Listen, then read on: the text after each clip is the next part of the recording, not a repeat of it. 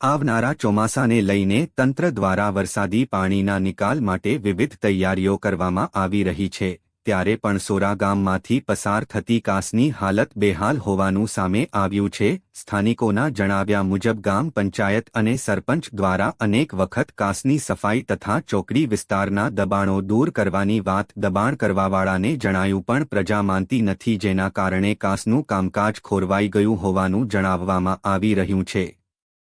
પણસોરા ચોકડી વિસ્તારમાં છેલ્લા કેટલાક સમયથી લારીગલ્લા અને અન્ય પ્રકારના દબાણોમાં વધારો થયો હોવાનું પણ સ્થાનિકો જણાવી રહ્યા છે। કાસની આજુબાજુ થયેલા દબાણોના કારણે વરસાદી પાણીના નિકાલમાં અવરોધ ઊભો થવાની ભીતિ વ્યક્ત કરવામાં આવી રહી છે।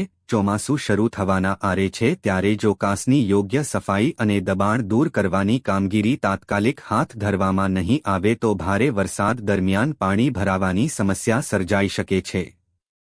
સ્થાનિકોએ સંબંધિત તંત્ર અને ગામ પંચાયતને વહેલી તકે યોગ્ય કાર્યવાહી કરવાની માંગ કરી છે।